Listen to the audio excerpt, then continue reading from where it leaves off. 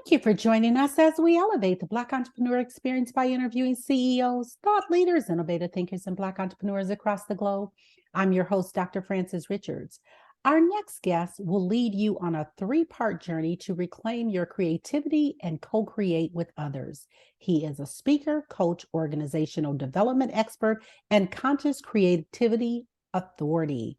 Welcome, Stephen Kowalski. Hi, Dr. Richards. Great to be here with you today.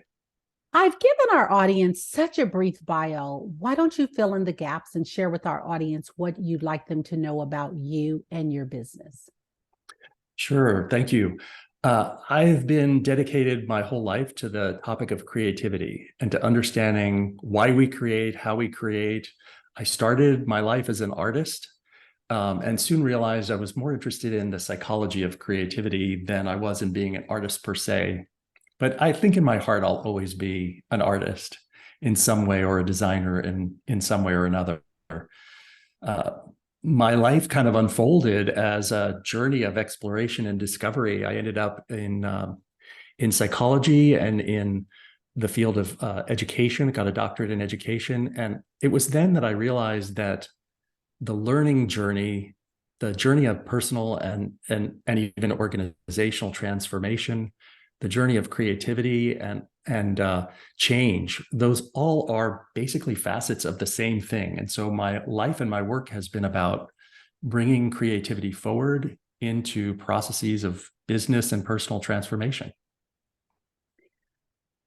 I want you to fill in the gap. Thank you, pandemic,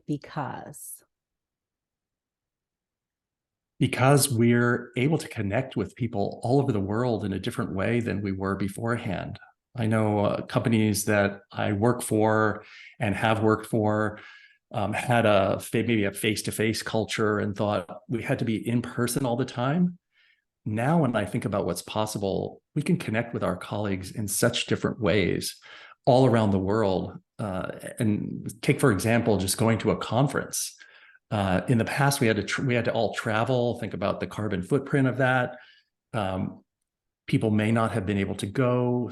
Wasn't really equitable in many ways. I think in some ways, this pandemic has democratized access to each other. Let's talk about your ideal client. Who is your ideal client? My ideal client is someone who's really excited about change. Not everybody's excited about change. My ideal client is someone who understands that transformation requires stepping into the unknown.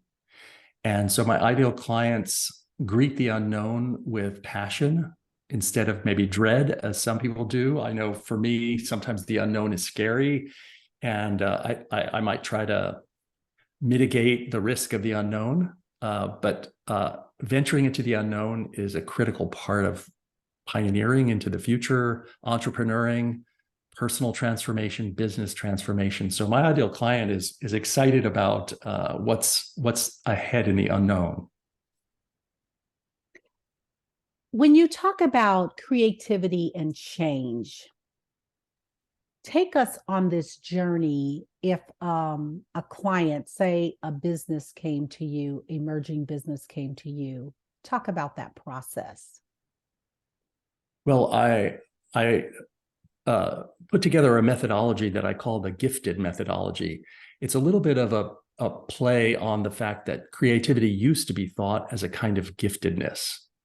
But in Creative Together, the book that I've written, I talk about creativity as a gift that we all have. We're gifted with creativity, this incredible potential. So the gifted methodology is kind of a bit of a play on the old story and the new story of what creativity is. And I follow that methodology in my work. So greeting the unknown with passion, igniting creative potential, flexing our superpowers, thriving in co-creation, experimenting in the swamp, and daring to dream big. These are the elements of the GIFTED of the gifted methodology. And so when I work with clients, I follow in some way that framework and methodology, and we explore how to bring forward a vision, how to make that vision a shared vision and develop shared purpose. And then how do we move into a process of co-creation rather than maybe capturing value for ourselves? How can we co-create value together?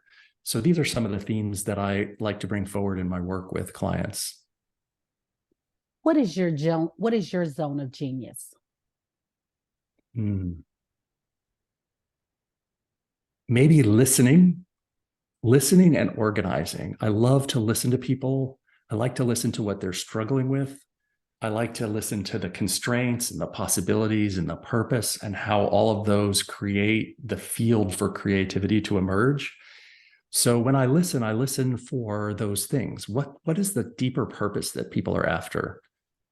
What are the constraints and what's negotiable, what's non-negotiable for all the right reasons? And how are people managing constraints? Are they letting them stop them? Are they using them to accelerate forward?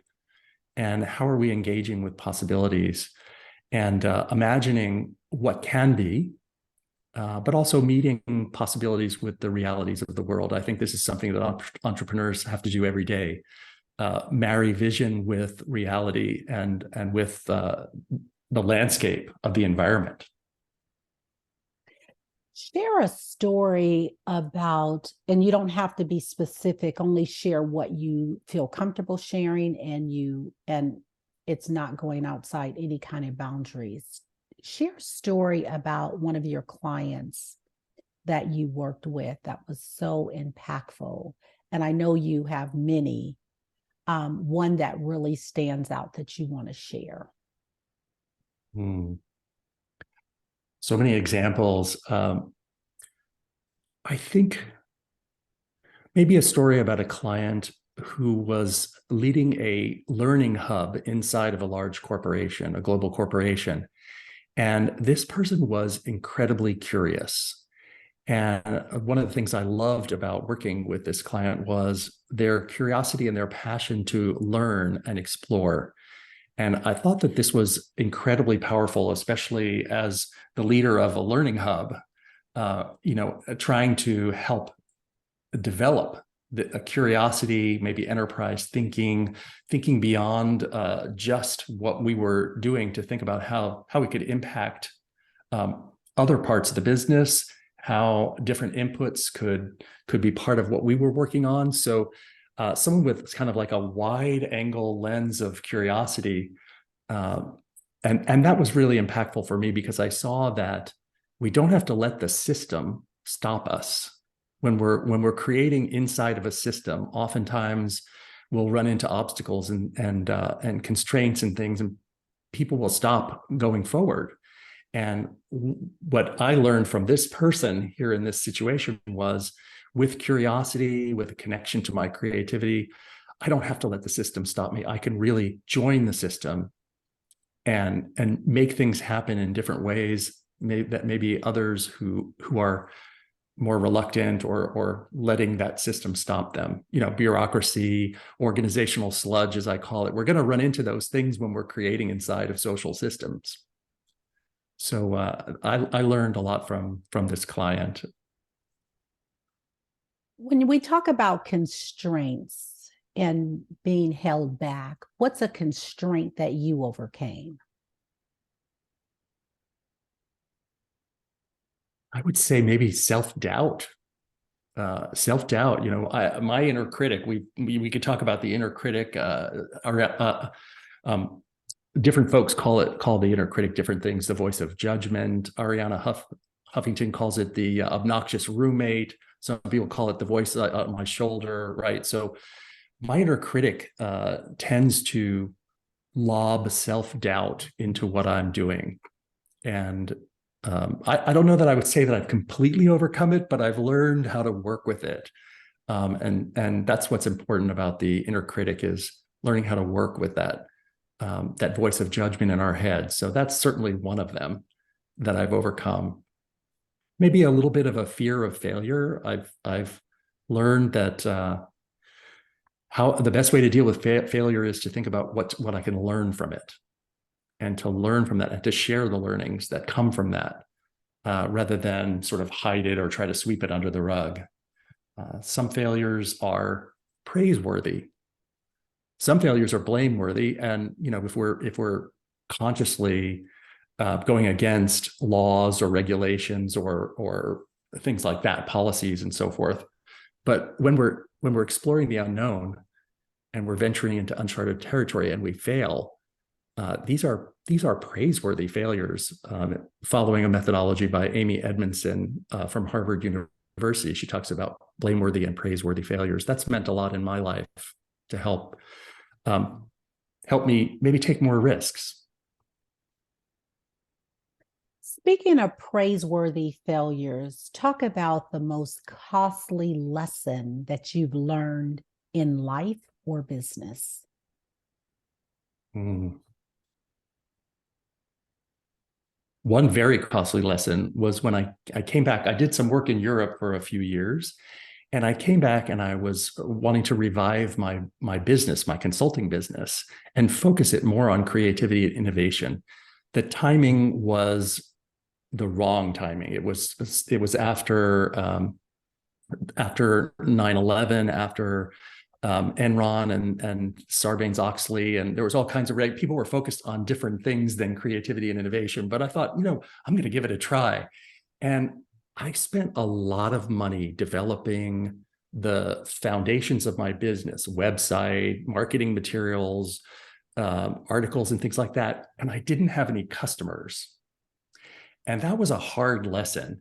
But now I join with customers to co-develop things instead of thinking, oh, I have to have this thing all built and figured out and perfect, and then I'm going to launch it to the market. Wow, that was an expensive lesson in many ways, not just monetarily, but emotionally and energetically. I invested years of time preparing for something without actually connecting with the market and without connecting with customers. And how did you pivot and connect with customers? It took a while. I mean, that was a tough lesson. And when I was on my own, building my company, trying to build my company, I went inside. And took a job at a corporation for a while. And it was really during these last. I'm still working at pioneer biotech firm Genentech and Roche. In addition to having my consulting business, Creative License Consulting, inside I learned how to work with people in a different way than I had before. I learned to work with stakeholders and customers and partners and allies. And I think it was a fantastic move. It's been fantastic to learn how to co-create, how to create together. When I was in this period of time that I was talking about, where I was building my business by myself, I was kind of hiding in a way, or not connecting. And in a way, that's a lot of the seeds of what I've written about in Creative Together, is how important it is that we create together and not try to go it alone.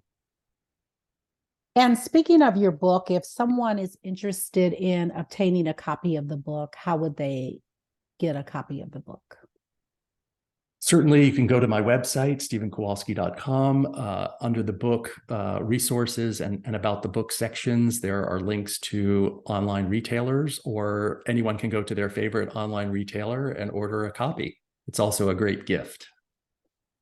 So you break the book into 3 adventures. Explain that. Yes, the first adventure is really about rethinking the story of what creativity is and who we are as creators. We're walking around with a definition of creativity and an idea of who we are as creators. In most cases, that's not actually serving us. And so the first adventure is about what I said, rewriting the story of who we are as a creator, what it is and how it happens. And the essence of that first adventure is we need to shift into understanding creativity as a potential and not an ability. Most of us think of creativity as an ability, which means that some people are more creative than others. Some people are just like many others, kind of, if you think about a normal distribution curve, A lot of people in the middle, mediocre.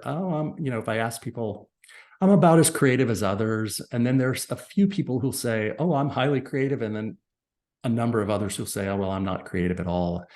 And that's a demonstration of this sense that creativity is an ability. So the first adventure is really about shifting to a potential-based definition of creativity, which means that creativity is there when I need it. And so it's all about the conditions that give rise to creativity more than whether I am or not. So that's the first adventure. The whole reason to do that inner work of changing the story of who I am and how I know myself and my creativity is so that I can create more effectively with others. And that's the second adventure. How do I get out in the world? How do I understand my creative style? How do I work with others in a process of co-creation, true co-creation, and sharing leadership? And how do we together navigate the swamps that are going to arise as as our creativity meets the constraints and the realities of the world? So that's the second adventure. The third adventure is really just a springboard to daily practice and greater consciousness of my creativity and how I'm using it in the world. There are so many brands and businesses that are dominating. Talk about a brand or a business that's dominating that you admire and why. Well, I've been with Genentech and Roche, as I said before, for a little over 18 years. And what I love about the brand of Genentech, so Genentech Biopharma, actually one of the pioneers, one of the early industry shapers.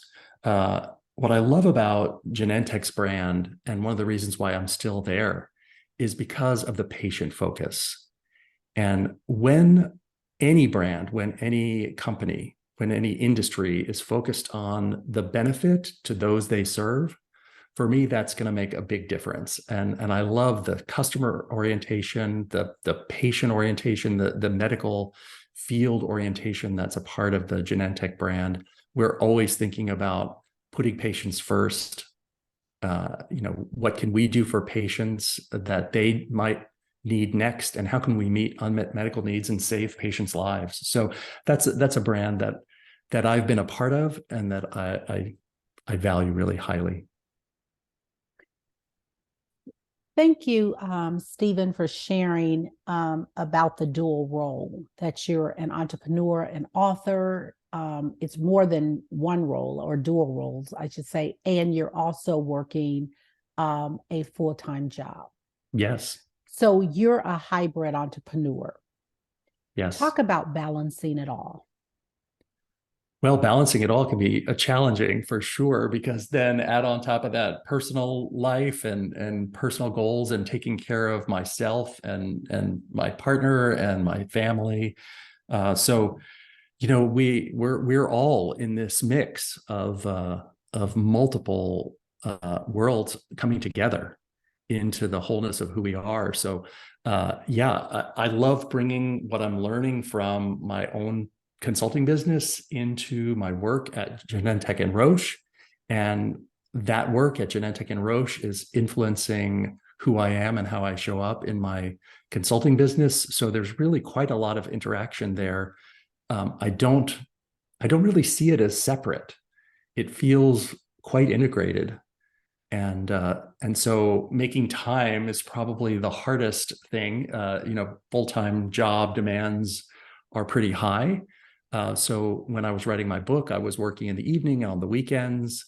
There are just periods of time in life when the work focus is a little bit heavier, and other times when it lightens a little bit. And so navigating that balance is really part of my role, and part of my accountability in life.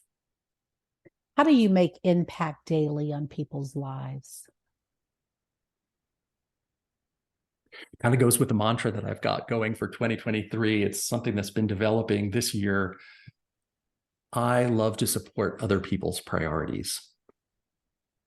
I was talking with a client team, and it was the end of the session. And many times, as folks will know, at the end of the session, kind of we talk about our commitments and what we've learned in that session.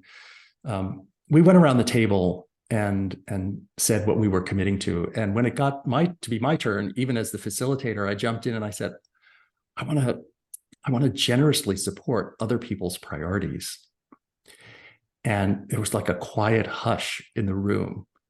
And it seemed almost like this was a radical idea, because in social systems, in companies, in bureaucracies, in hierarchies, the idea of supporting other people's priorities is not necessarily the first thing that people think of all the time. But for me, this is one of the most exciting things. So when I'm having impact, when I'm doing my best work, I feel like I'm supporting other people's priorities. And what is your priority? My priority, my mission, maybe, is to help people realize the fullness of their incredible, inexhaustible, sustainable creative potential, to reconnect with it, and to use it in life and work. Talk about mental wellness, life, consulting, and working. Mm. The combination of all three, or how to balance all of those things? However you interpret the question. Well, I've got my three folks behind me. I've got large blow up photos of three inspirational figures in my world, and I've got Martin Luther King, Albert Einstein, and Mother Teresa. And behind me, they're asking me a question every day as I sit here in my office and as I interact with folks. MLK is asking, am I going for my dream? Albert Einstein's asking, am I following my curiosity? And Mother Teresa's asking, am I helping others? And I think maybe in answer to your question, the best thing I can think of is, these three luminaries, keeping me honest. And am I helping others? Am I following my curiosity? Am I going for my dream? Those three things contribute to my mental wellness, my work out in the world, and the fullness of my life with my family and friends and others. Thank you for that. I want you to have a monologue. I want you to name this person, living or not. And this person has inspired you so much. Who is that person and what are you saying? First person who comes to mind is my grandmother, my mother's mother. Her name was May. And what am I saying? Thank you for the love. Thank you for your unconditional, unwavering love and trust, and for holding me so close in our lives together. That love has given me the strength to be who I am today. You are very passionate about everyone being creative in some way. Explain.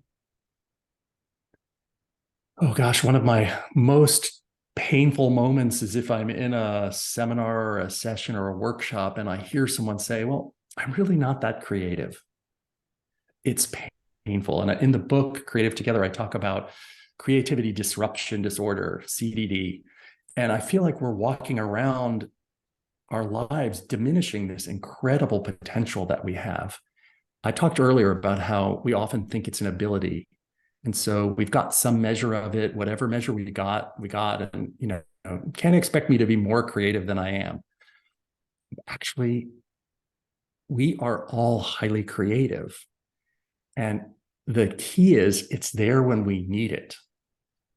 And if I'm not calling forward the circumstances in my life, if I'm not designing my life in a way that actually pushes me into new territory or asks me to change the status quo, or I'm discovering or venturing forward. Entrepreneurs really know this, right? There's so much of this is about venturing forward into the unknown, right? If I'm not creating those conditions, I might lose touch with the fact that this incredible potential is with me all the time. Sometimes our creativity comes forward because the world impinges upon us, right? If think about a global pandemic and how much creativity that gave rise to. the loss of a partner or spouse or a family member, a divorce, a business venture that didn't work out, right? Sometimes things happen out in the world, and we need our creativity to rise up, to respond, to rebound, to adapt, to invent and reinvent. Other times we can design the conditions for creativity to come forward. And so I love that. I love to help folks realize that creativity is about consciously becoming aware of how this incredible force is operating in our lives and using it more intentionally. What was that story around you unlocking your creativity? I feel like I've always been in touch with it. And I think that comes from those early days when I was doing a lot of art. And, as an artist, I practice with my creativity a lot. So maybe one of the differences about being an artist or a musician or in some of these fields that we think of as the creative arts or creative fields is that we're practicing intentionally with it. So I always felt like I was in touch with it. But there were moments when I shifted the focus from what other people thought about what I was creating to what I thought I was about what I was creating. And that was a really important moment that happened in my teens. Earlier as a child, I would always take the products of my creative expression to my parents or friends. And I'd say, hey, what do you think about this? And, I would be really influenced or maybe upset about their response, depending on their response, right? And then at some point in my teens, I started to bring that locus of evaluation and the center of gravity inside myself. Oh, I'm the one who has to be happy with the products of my creativity. And I need to know how the market's responding. I need to know how people are responding, right? But I need to be in touch with how the products of my creativity resonate inside of me and what they do for my own identity and who I am. Stephen, we have traveled through our lives. We have all of these moments and experiences. I want you to share a moment, an experience, or story that you've traveled through your life that you want the audience to know that impacted you in such a way it inspired you. What is that moment? Maybe I'll talk about actually writing the book, Creative Together. I had wanted to write a book for 25 years. It was on my dream list, on my ideal scene wish board, on my collages, everything that I did over the years, right? And every time I started, I would stop. And I would think, it's not, I don't know where to take this. I don't know, it's not good enough. Something's not right, whatever. There was a lot of that inner critic voice. This time, when I sat down and that very first day, it was actually on Martin Luther King Day, 2019. I sat down and I said, I'm going to start this book and I'm going to let the book come through me. I'm going to listen. I'm going to engage in a process of joining with everything around me that wants to support me in bringing this book forward. And that changed everything. And I did, so it wasn't a moment per se, but it was really sort of a process of joining with what wanted to happen instead of trying to strive and control and thinking I'm doing this by myself, and I've got to, it was much more about like a opening and a moving toward process rather than a striving, controlling, closing down process. And that's the difference that I noticed. And I would encourage everyone listening to really think about what would be different if I was opening up to the emergent and what wanted to happen and joining that with what I want to happen and with my vision, but co-creating what wants to happen. What is the biggest takeaway from our conversation today? What do you want our audience to leave with? I would love folks in the audience to leave with a deep sense that it's a myth we can create alone. That the true strength and power of us, especially in this new world of work, comes from co-creating value, not capturing and hoarding and protecting value, but co-creating value. There's a lot of things that get in the way of co-creating. Our ego, seeking credit, protecting territorialism. I see these in the business world all the time. So there's a process of joining and letting go at the same time in co-creating. There's a process of developing shared purpose, not just my purpose, but shared purpose. And then how do I stay connected to that purpose, even if it starts to veer away from my vision? How can we stand together instead of maybe leading people along? Or I hear people say all the time, oh, we got to bring people along. Actually, what would be great is if we could stand together. Right. So these are some of the elements of co-creating that I talk about in Creative Together. I would love for folks to understand the new world of work is about co-creating, and we can get better at co-creating. I love that. Thank you for sharing that. The word is listening. What is that resounding sound or message that your generation is saying we should be listening to? Wow, that's a powerful question.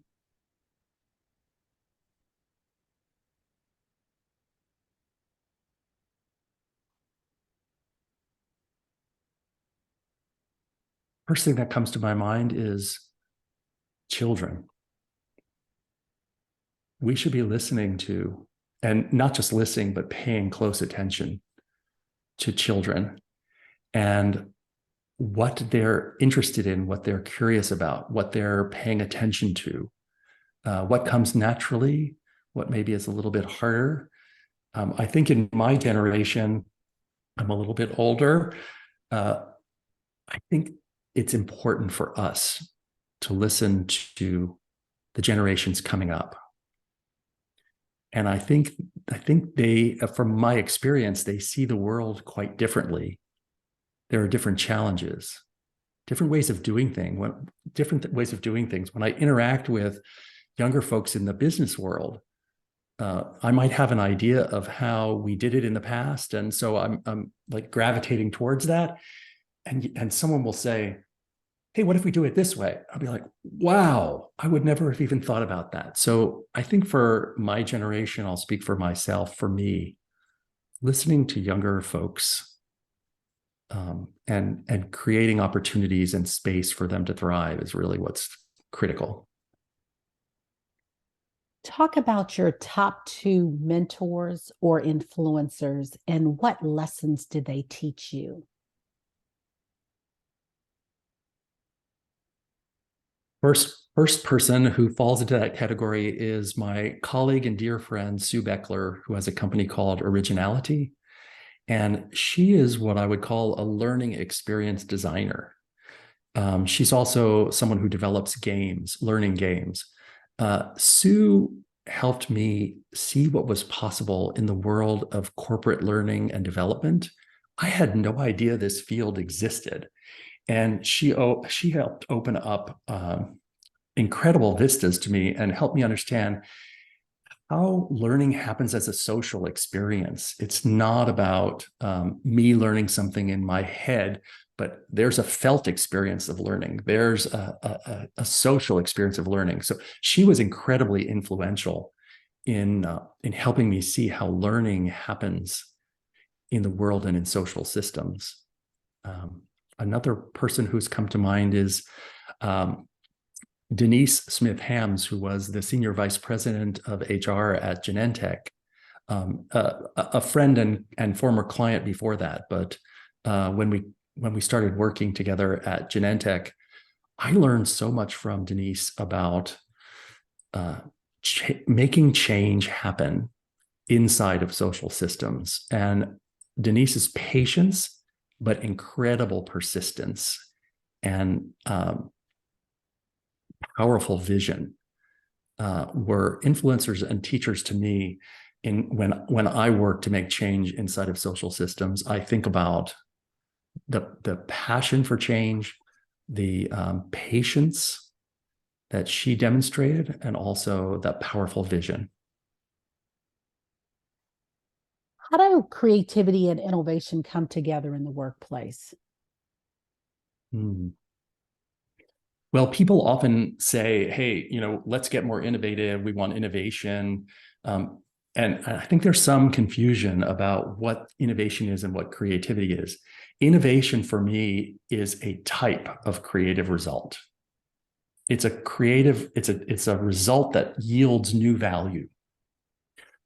So when I work with folks in the business world, in particular leaders and managers, one of the things if you want innovation, if we all want innovation, we're going to have to figure out how to get creative together.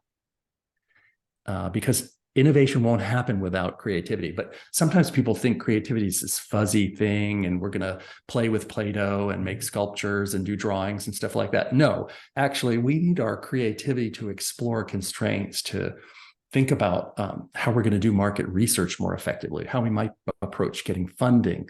I mean, how we might develop a new medicine, how we might eliminate waste in the system, or make our businesses more sustainable from an environmental perspective. So creativity is actually really embedded in bringing our businesses forward and into the future. So I think that let's talk about innovation, but let's recognize that innovation is the result of creative activity, and we need to get better at getting creative together in order to yield innovation. What is conscious creativity, and what is the biggest threat to it as you see it? When I say conscious creativity, I mean that we are using our creativity with more awareness, more intention and attention. Creativity is happening in our lives, and we could be completely unconscious about how we're creating in small and larger ways every day. But bringing awareness, bringing attention to how it's working in our lives and where we really need it, and focusing it into those arenas where we need it, using it more, learning from how it works, how we're creating with others. This is all part of conscious creativity. It's like when I think about my wellness, I think about conscious eating. I'm eating with awareness. I'm not just putting the food in my mouth. I'm not, just like eating really fast, and, I'm paying attention. How am I eating? What am I eating? Do I really want another bite? So it's the same thing with conscious creativity. I'm paying attention. Oh, how's my idea being received? How am I receiving others' ideas? How are we joining? Are we butting heads? Is that actually healthy abrasion, creative abrasion? Or are we veering into some weird ego dynamics? So bringing more awareness and more conscious choice to the expression of this incredible potential that we have. That's what I mean by conscious creativity. And I got kind of lost in that. And I think there was a second part of the question. No, you did very well on that. Let's talk about your role at Genentech, and let's talk about your role as a consultant, as a creator, as an innovator. What's the intersection of both of those? How do they collide or marry? How do they come together? I would say clarifying purpose is probably one of a number of places where they come together. A lot of my work, both inside at Genentech and Roche and outside with clients in my consulting business, is about helping shape and organize shared purpose. And what I find oftentimes is purpose is framed as the achievement of activity. And where purpose needs to be is in the outcomes and the benefit that's received by the recipients of the value we're creating. So, for example, if I say, I'm going to deliver a bunch of trainings, oftentimes we might frame success as like, 95% of the folks went through the training. Check the box. Actually, what we want is for people to develop understanding, a kind of understanding that they might get in the training that then they can use. So then they're using that understanding, they're using that proficiency to make better decisions. So you see the purpose framed as better decisions. People are making better decisions about the most meaningful work. Better, they're understanding trade-offs and so forth. That is describing the purpose of a learning experience as the benefit that people are receiving, instead of the fact like, oh, they're developing understanding about XYZ topics, or, 95% of the people have completed the training. So a lot of my work is actually about helping people articulate purpose and articulate shared purpose in ways that describe it as the benefit received by folks. If you conducted this interview, what is the one question you would have asked yourself? I want you to ask the question and answer it.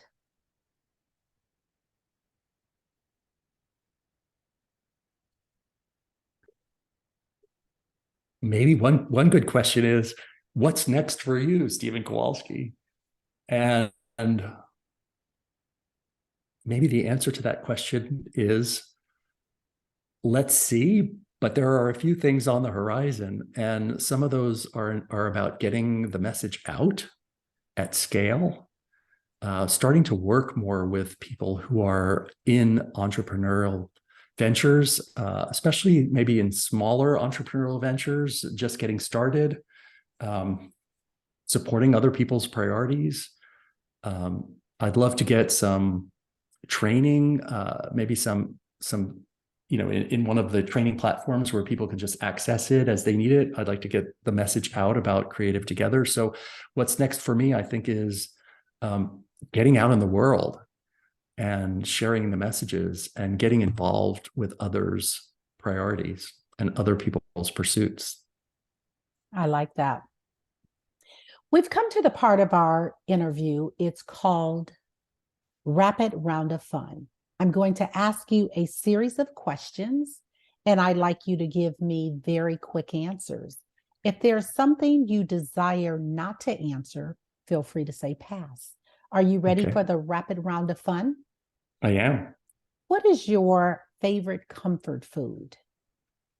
Ooh, Cheetos. The last movie you saw? Where the Crawdads Sing. You relax doing what? Walking on the beach with my toes in the water. Your favorite singer or rapper? I'm going to go old school, Sarah Vaughan. Your favorite dance song? We Are Family. What food you eat every week, no matter what? Oh, an omelet, because it's so versatile. Your favorite holiday? Oh, my favorite holiday. That's harder. I don't like holiday in September. There's Labor Day. There's other holiday, but like any holiday in September is my favorite holiday because I love that time of year. Your ideal car? Practical. Workout or hit the couch? Swim. Stephen Kowalski, thank you so much for joining us on Black Entrepreneur Experience Podcast. Before we let you go, share with our audience the best way for them to connect with you and to do business with you. feel free to leave all your social media handles. Super. You can find me on LinkedIn primarily and at stephenkowalski.com. There's so many resources connected to the book there. You'll find more information about my consulting business, Creative License Consulting, and ways to contact me and join the movement of folks who are working the gifted methodology and learning from creative together and implementing that in their lives. So that's the best way to reach out, is either through LinkedIn or my website, stephenkowalski.com. Thank you, Stephen. That's a wrap. Thank you, Dr. Richards.